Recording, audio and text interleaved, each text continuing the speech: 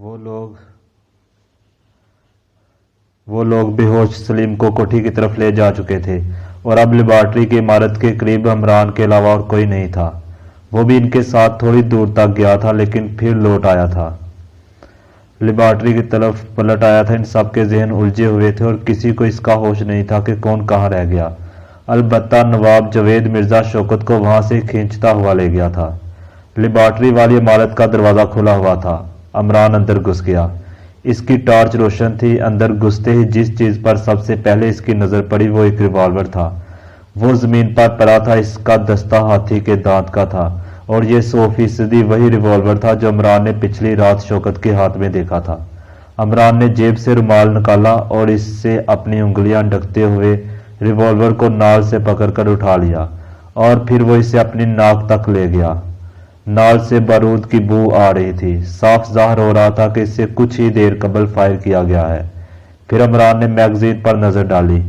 2 chamber خالی تھے۔ اس نے اپنے سر کو خفیف سی جنبش دی اور ریوالور کو بہت احتیاط سے رومال میں لپیٹ کر جیب میں ڈال لیا۔ پھر وہ وہیں سے لوٹ آیا۔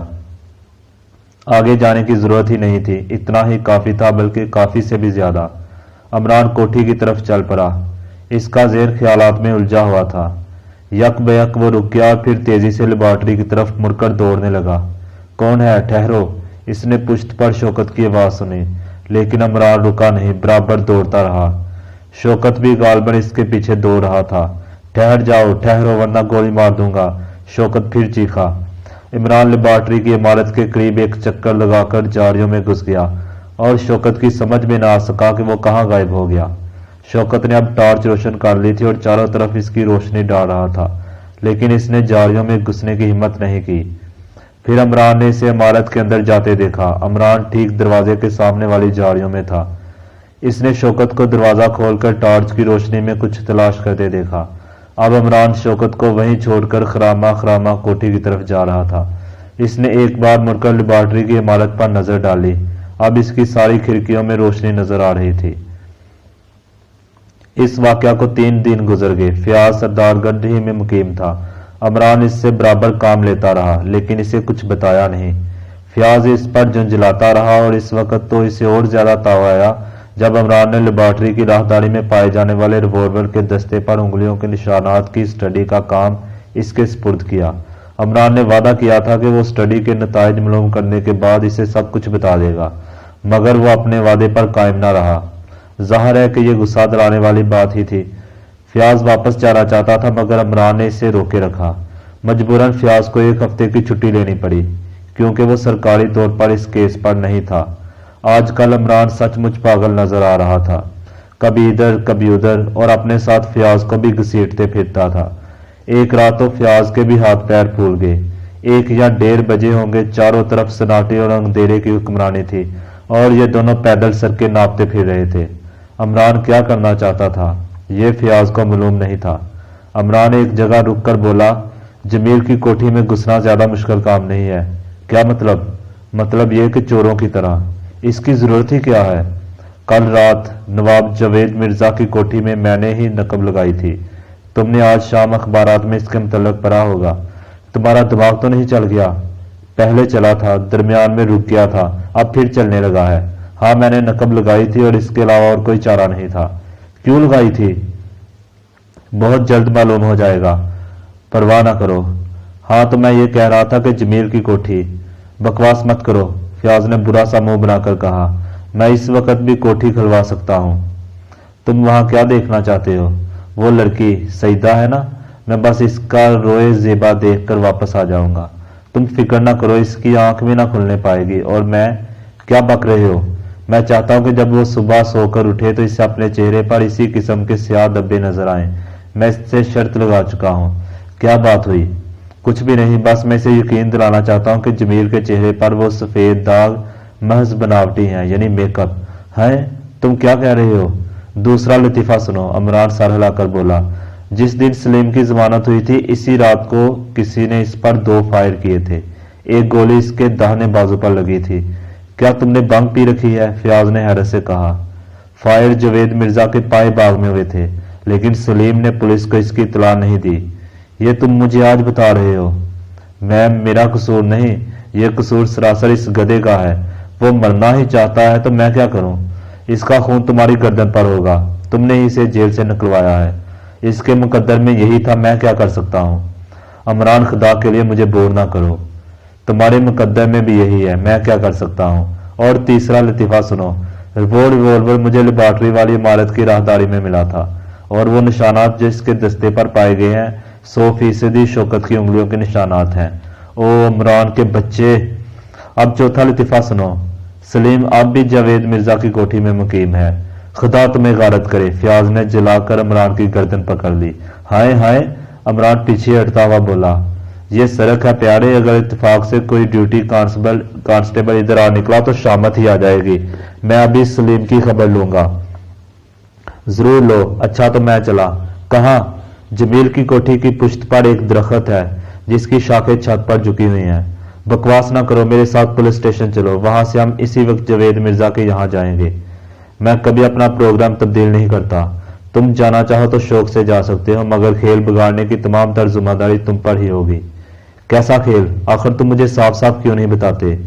गरियों के खेल में उम्र कुंवाई, जाना है अब दिन सोच ना आई, इमरान ने कहा और ठंडी सांस लेकर खामोश हो गया। फयाज कुछ ना बोला। इसका बस चलता तो इमरान की बोटियां उड़ा देता। अब मैं तुम्हारी किसी हिमाकत में हिस्सा ना लूंगा, इसने थोड़ी देर बाद कहा। जो दिल चाहे करो, मैं जा रहा हूं। अब तुम अपने हर फेल के खुद जिम्मेदार होगे। बहुत बहुत शुक्रिया, तुम जा सकते हो। टाटा। और अगर आप भी नहीं जाओगे तो बाटा। हब इमरान दुन का पक्का था। फयाज के लाख मना करने के बावजूद भी वो चोरों की तरह जमील की कोठी में दाखिल हुआ था। फयाज वहीं से वापस हो गया था, लेकिन इसे रात भर नींद नहीं आई थी। इमरान की बकवास से इसके सही ख्यालात का अंदाजा करना इंतहाई मुश्किल था, और यही चीज फयाज के लिए उलझन का बाइस थी। वो सारी रात यही सोचता रह गया कि मालूम नहीं इमरान ने वहां क्या हरकत की हो। जरूरी नहीं कि वो हर मामले में कामयाब ही होता रहे। हो सकता है कि वो पकड़ा गया हो, फिर इसकी पोजीशन क्या होगी? सुबह होते ही सबसे पहले इसने सज्जाद को फोन किया। जाहिरी मकसद यूं ही रस्मी तौर पर खैरियत दरियाफ्त करना था। इसे तवक्को थी कि अगर कोई गैर मामूली वाकया पेश होगा तो सज्जाद खुद ही बताएगा, लेकिन सज्जाद ने किसी नए वाकये की इतला नहीं दी। फयाज को फिर भी इत्मीनान नहीं हुआ। इसने सज्जाद से कहा कि वो बाज मसाइल पर गुफ्तगू करने के लिए वहां आएगा। फिर नाश्ता करके जमील की कोठी की तरफ रवाना हो गया। इसे ड्राइंग रूम में काफी देर तक बैठना पड़ा, लेकिन फयाज सोचने लगा कि इसे किन मसाइल पर गुफ्तगू करनी है। बहरहाल सज्जाद ड्राइंग रूम में मौजूद नहीं था, इसलिए इसे सोचने का मौका मिल गया, लेकिन वो कुछ भी ना सोच सका। इसकी दानस्त में अभी तक कोई नई बात हुई ही नहीं थी। इमरान की पिछली रात की बातों को वो मजजूब की बर्ड समझता था, और इसी बिना पर इसने सलीम के मुतल्लक मालूमात हासिल करने की भी जरूरत महसूस नहीं की। इमरान का ख्याल आते ही इसे गुस्सा आ गया, और साथ ही इमरान ने ड्राइंग रूम में दाखिल होकर अस्सलाम वालेकुम या अहले तसव्वुर का नारा लगाया। फयाज की पुश्त दरवाजे की तरफ थी। वो बेसाख्ता उछल पड़ा। ये क्या बेहूदगी है? फयाज जला गया। परवाह न करो, मैं इस वक्त शर्लक होम्स हो रहा हूं। प्यारे डॉक्टर वाटसन, नीले परिंदों के वालिद बुर्गज़वार का सुराग मुझे मिल गया है, और मैं बहुत जल्द। अस्सलाम वालेकुम। वालेकुम सलाम। सज्जाद ने सलाम का जवाब दिया, जो दरवाजे में खड़ा इमरान को घूर रहा था। आइए आइए, इमरान ने अहमकों की तरह बुखलाकर कहा। सज्जाद आगे बढ़कर एक सोफे पर बैठ गया। इसके चेहरे पर परेशानी के आसार थे। क्यों, क्या बात है? फयाज ने कहा। तुम कुछ परेशान से नजर आ रहे हो। मैं? हाँ, मैं परेशान हूं। सईदा भी इसी मर्ज में मुबतला हो गई है। क्या? फयाज उछलकर खड़ा हो गया। हाँ, मगर इसके सिर्फ चेहरे पर धब्बे हैं, बकिया जिस्म पर नहीं। स्याह धब्बे? फयाज ने बेसाख्ता पूछा। फयाज साहब, सज्जाद नाखुशगवार लहजे में कहा, मेरा ख्याल है कि यह मजाक का मौका नहीं है। ओह, माफ करना, मगर क्या कोई नीला परिंदा? पता नहीं, वो सो रही थी। अचानक किसी तकलीफ के एहसास से जाग पड़ी, और जागने पर महसूस हुआ जैसे कोई चीज दाहिने बाजू में चुप गई हो। परिंदा लटका हुआ हो था। इमरान जल्दी से बोला। जी नहीं, वहां कुछ भी नहीं था, सज्जाद ने जलाए हुए लहजे में कहा। अचानक इसकी नजर ड्रेसिंग टेबल के आईने पर पड़ी और बेतहाशा चीखें मारती हुई कमरे से निकल भागी। عمران اپنے ہونٹ دائرے کی طرح شکل دے کر رہ گیا۔ فیاض عمران کو گھورنے لگا اور عمران آہستہ سے بربرایا، ایسی جگہ ماروں گا جہاں پانی بھی نہ مل سکے۔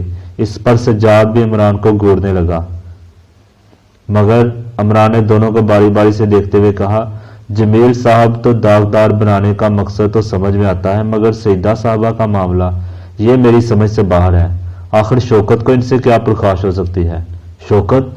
سجاد چونک پڑا۔ جی ہاں، اس کی لیبارٹری میں ایسے جراثیم موجود ہیں جن کا تذکرہ ڈاکٹروں کی رپورٹ میں ملتا ہے۔ آپ اسے ثابت کر سکیں گے؟ سجاد نے پوچھا۔ چٹکی بجاتے اس کے ہاتھوں میں ہتھکڑیاں ڈلوا دوں گا، بس دیکھتے رہ جائیے گا۔ آخر کیا ثبوت ہے تمہارے پاس؟ فیاض نے پوچھا۔ اسے مجھ پر چھوڑ دو، میں جو کچھ کہوں کر کے جاؤ، اس کے خلاف ہوا تو پھر میں کچھ نہیں کر سکوں گا۔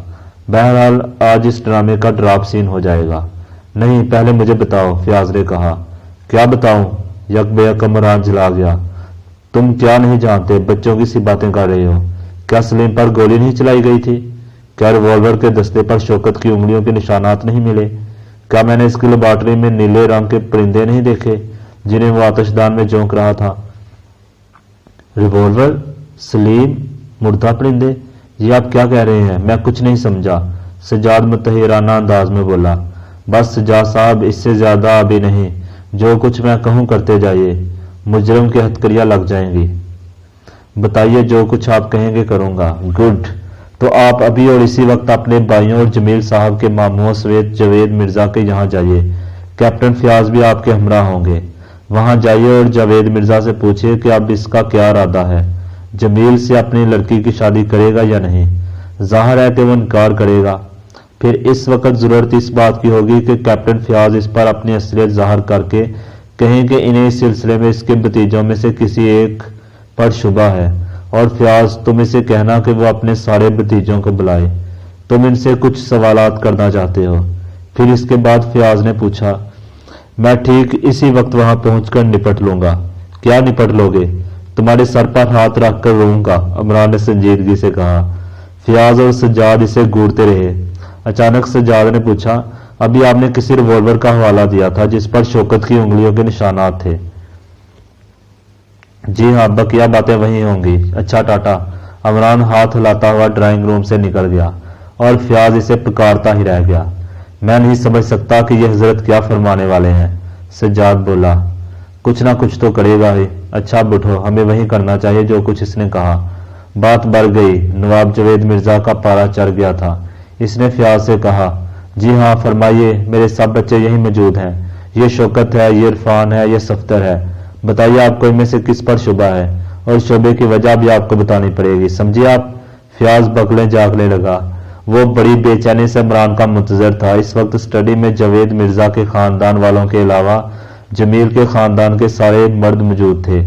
بات جمیل اور پروین کی شادی سے شروع ہوئی تھی۔ جاوید مرزا نے ایک مبروز سے اپنی لڑکی کا رشتہ کرنے سے صاف انکار کر دیا۔ اس پر سجاد نے کافی لے دے کی۔ پھر فیاض نے اس کے بھتیجوں میں سے کسی کو جمیل کے مرض کا ذمہ دار ٹھہرایا، لیکن جب جاوید مرزا نے وضاحت چاہی تو فیاض کے ہاتھ پیر پھول گئے۔ اسے توقع تھی کہ عمران وقت پر پہنچ جائے گا، لیکن عمران، فیاض دل ہی دل میں اسے 1000 الفاظ فی منٹ کی رفتار سے گالیاں دے رہا تھا۔ ہاں، آپ بولتے کیوں نہیں؟ خاموش کیوں ہو گئے؟ جاوید مرزا نے اسے للکارا۔ اماں چلو یار، شرماتے کیوں ہو؟ اسٹڈی کے باہر سے عمران کی آواز آئی اور فیاض کی باچھیں کھل گئی۔ سب سے پہلے سلیم داخل ہوا، اس کے پیچھے عمران تھا، اور شاید وہ اسے دھکیلتا ہوا لا رہا تھا۔ ستوت جا، جاوید مرزا چلائی ہوئی آواز میں بولا، یہ کیا مذاق ہے؟ آپ بغیر اجازت یہاں کیسے چلے آئے؟ میں تو یہ پوچھنے کے لیے حاضر ہوا کہ آخر ان حضرت کی رپورٹ کیوں نہیں درج کرائی؟ عمران نے سلیم کی طرف اشارہ کر کے کہا، آج سے 4 دن قبل۔ آپ تشریف لے جائیے۔ جائیے۔ نواب جاوید مرزا گھر آیا۔ آپ کو بتانا پڑے گا جناب، دفعتاً عمران کے چہرے سے حماقت بابی کے سارے اثار غائب ہو گئے۔ یہ مجھے زبردستی لائے ہیں، سلیم خوفزدہ آواز میں بولا۔ ستوت جا، میں بری طرح پیش آؤں گا۔ جاوید مرزا کھڑا ہو گیا، اسی کے ساتھ ہی شوکت بھی اٹھا۔ بیٹھو، عمران کی آواز نے اسٹڈی میں جھنکار سی پیدا کر دی۔ فیاض نے اس کے اس لہجے میں اجنبیت سی محسوس کی۔ وہ اس عمران کی آواز تو نہیں تھی جسے وہ عرصہ سے جانتا تھا۔ میرا تعلق ہوم ڈپارٹمنٹ سے ہے، عمران نے کہا۔ آپ لوگ ابھی تک غلط فہمی میں مبتلا تھے۔ مجھے ان جراثیم کی تلاش ہے جو آدمی کے خون میں ملتے ہی اسے 12 گھنٹے کے اندر مبروس بنا دیتے ہیں۔ شوکت، کیا تمہاری لیبارٹری میں ایسے جراثیم نہیں ہیں؟ ہرگز نہیں ہے، شوکت گرایا۔ کیا تم بدھ کی رات کو اپنی لیبارٹری میں چند مردہ پرندے نہیں جلا رہے تھے؟ نیلے پرندے؟ ہاں، میں نے جلائے تھے۔ پھر؟ عمران سلیم کی طرف مڑا۔ تم پر کس نے فائر کیا تھا؟ میں نہیں جانتا، سلیم نے خشک ہونٹوں پر زبان پھیر کر کہا۔ تم جانتے ہو، تمہیں بتانا پڑے گا۔ میں نہیں جانتا جناب، مجھ پر کسی نے اندھیرے میں فائر کیا تھا۔ ایک گولی بازو پر لگی تھی اور میں بدحواسی میں درخت پر چڑھ گیا تھا۔ یہ ریوالور کس کا ہے؟ عمران نے جیب سے ایک ریوالور نکال کر سب کو دکھاتے ہوئے کہا۔ شوکت اور جاوید مرزا کے چہروں پر ہوائیاں اڑنے لگی۔ میں جانتا ہوں کہ ریوالور شوکت کا ہے اور شوکت کے پاس اس کا لائسنس بھی ہے۔ میں یہ بھی جانتا ہوں کہ سلیم پر اسی ریوالور سے گولی چلائی گئی تھی اور جس نے بھی فائر کیا تھا اس کی انگلیوں کے نشانات اس کے دستے پر موجود تھے اور وہ نشانات شوکت کی انگلیوں تھے۔ ہوگا، مجھے شوکت صاحب سے کوئی شکایت نہیں ہے، سلیم جلدی سے بول پڑا۔ اصلیت کیا ہے سلیم؟ عمران نے نرمی سے پوچھا۔ انہوں نے کسی دوسرے آدمی کے دھوکے میں مجھ پر فائر کیا تھا۔ کس کے دھوکے میں؟ یہ وہی بتا سکیں گے، میں نہیں جانتا۔ فیاض، ہتھکڑیاں لائے ہو؟ عمران نے کہا۔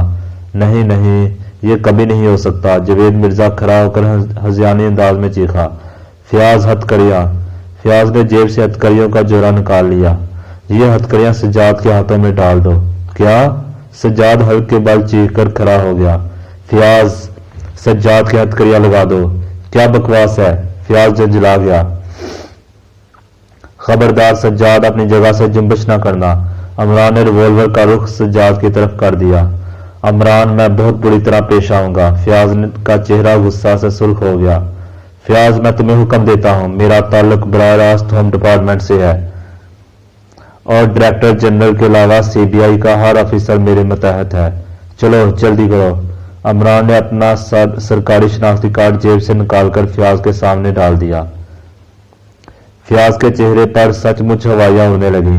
اس کے ہاتھ کانپ رہے تھے۔ شناختی کارڈ میز پر رکھ کر وہ سجاد کی طرف بڑھا اور ہتھکڑیاں اس کے ہاتھوں میں ڈال دیں۔ دیکھا آپ نے؟ سلیم نے شوکت کی طرف دیکھ کر پاگلوں کی طرح کہہ کر گایا۔ خدابے انصاف نہیں ہے۔ شوکت کے ہونٹوں پر خفیف سی مسکراہٹ پھیل گئی۔ تم ادھر دیکھو سلیم، عمران نے اسے مخاطب کیا۔ تم نے کس کے ڈر سے جیل میں پناہ لی تھی؟ جس کے ہاتھوں میں ہتھکڑیاں ہیں، یہ یقیناً مجھے مار ڈالتا۔ ہم جانتے تھے کہ وہ جراثیم ہماری لیبارٹری سے اسی نے چرائے ہیں، لیکن ہمارے پاس کوئی ثبوت نہیں تھا۔ اکثر لوگ ہماری لیبارٹری میں آتے رہے ہیں۔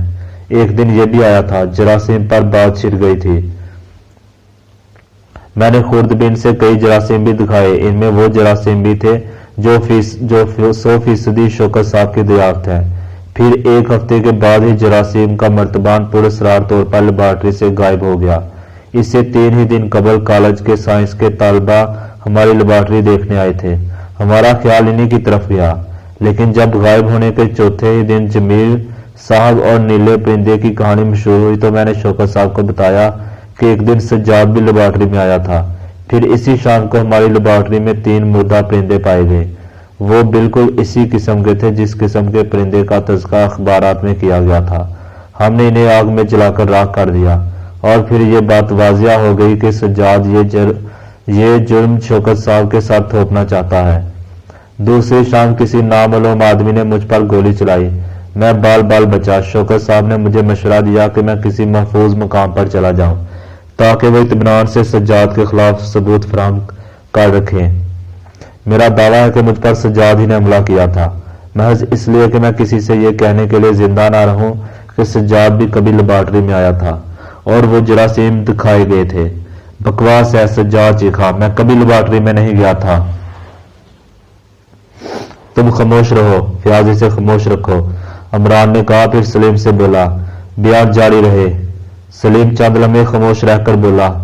شوکت صاحب نے محض میری زندگی کی حفاظت کے خیال سے مجھ پر چوری کا الزام لگا کر گرفتار کرا دیا، لیکن سجاد نے میرا وہاں بھی پیچھا نہ چھوڑا۔ ایک انگریز لڑکی وہاں پہنچی جو غالباً سجاد کی ہی بھیجی ہوئی تھی اور مجھے خواہ غصہ دلانے لگی تاکہ میں جلا کر اپنے جیل آنے کا راز اگل دوں۔ खैर खैर आगे कहो, अमरान बड़बड़ाया। वो समझ गया कि इसका इशारा रोशी की तरफ है। फिर पता नहीं क्यों और किस तरह मेरी जमानत हुई। जाहिर है कि इस अनहोनी बात ने मुझे बदहवास कर दिया और मैंने इसी तरफ का रुख किया, लेकिन कोई मेरा ताक़ब कर रहा था। कोठी के पास पहुंचकर इसने एक फायर भी किया, लेकिन मैं फिर बच गया। यहाँ पाए बाग में अंधेरा था। मैं लेबॉर्टरी के करीब पहुंचा। शौकत साहब समझे शायद मैं वही आदमी हूं जो आए दिन लेबॉर्टरी में मुर्दा परिंदे डाल जाया करता था। उन्होंने इसी के धोखे में मुझ पर फायर कर दिया। क्यों? अमरान ने शौकत की तरफ देखा। हाँ, ये बिल्कुल दुरुस्त है। सज्जाद ये चाहता था कि किसी तरह इन परिंदों पर चचा साहब की भी नजर पड़ जाए और वो मुझे ही मुजरम समझने लगे। वैसे इन्हें थोड़ा बहुत शुबा तो पहले भी था। अमरान ने जावेद मिर्जा की तरफ देखा, लेकिन जावेद मिर्जा खामोश रहा। क्या बकवास हो रही है? ये सब पागल हो गए हैं। सज्जाद हल्क फाड़ कर चीखा। अरे बदबख्तों, अंधो, मेरे साथ चलकर मेरी लड़की सईदा की हालत देखो। वो भी इसी मर्ज में मुब्तला हो गई है। क्या मैं अपनी बेटी पर भी इस किस्म के जरासीम? या खुदा, ये सब पागल हैं। दफातर शौकत हंस पड़ा। खूब, इसने कहा। तुम्हें बेटी या बेटे से क्या सरोकार, तुम्हें तो दौलत चाहिए। दोनों मबरूसों की शादी कर दो, वो दोनों एक दूसरे को पसंद करेंगे। दूसरी हरकत तुमने महज अपनी गर्दन बचाने के लिए की है। नहीं सज्जाद, तुम कुछ ख्याल न करना। अमरान मुस्कुराकर बोला। दूसरी हरकत मेरी थी। सज्जाद इसे घूरने लगा और शौकत की आंखें भी हैरत से फैल गई थी। फयाज इस तरह खामोश बैठा था जैसे इसे सांप सूंघ गया हो। दूसरी हरकत मेरी थी और तुम्हारी लड़की किसी मर्ज में मुब्तला नहीं हुई। इन दाकों को खालिस स्पिरिट से धो डालना, चेहरा साफ हो जाएगा। खैर खैर, मुझ पर झूठा इल्जाम लगाया जा रहा है और मैं अदालत में देखूंगा। जरूर देखना सज्जाद, वाकई तुम्हारे खिलाफ सबूत बन जाना बड़ा मुश्किल काम होगा। लेकिन ये बताओ कि पिछली रात अपनी लड़की का चेहरा देखकर तुम बेतहाशा ईंधन के गोदाम की तरफ क्यों भागे? बताओ, बोलो, जवाब दो। दफातर सज्जाद के चेहरे पर जर्दी फैल गई। पेशानी पर पसीने की बूंदें फूट आईं। आंखें आस्ता आस्ता बंद होने लगी और फिर दफातर ने इसकी गर्दन एक तरफ ढलक गई।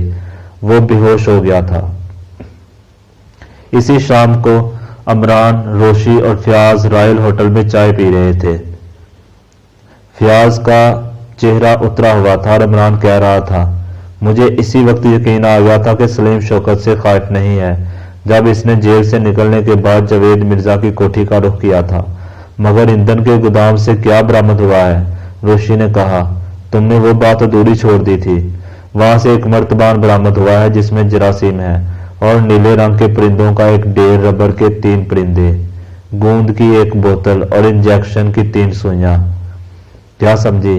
वह हकीकतन परिंदा नहीं था जिसे जमील ने अपनी गर्दन से खींचकर खिड़की के बाहर फेंका था, बल्कि रबर का परिंदा जिस पर गूंद से नीले रंग के पर चिपकाए गए थे और इसके पेट में 2 सियाल मादा भरा गया था जिसमें जरासीम थे। परिंदे की चोंच की जगह इंजेक्शन लगाने वाली खोखली सुई फिट की गई थी। पहले जमील पर बाहर से खिड़की के करीब एक परिंदा ही फेंका गया था जो इसके शाने से टकराकर उड़ गया था। फिर वो नकली परिंदा फेंका गया जिसमें लगी हुई सुई इसकी गर्दन में पियोस्त हो गई। जाहिर है कि वो बदहवास हो गया होगा। जैसे ही इसने इसे पकड़ा होगा, दबाव पड़ने से सियाल मादा सुई के रास्ते इसके गर्दन में दाखिल हो गया होगा। फिर इसने बुखलाहट में से खींचकर खिड़की के बाहर फेंक दिया।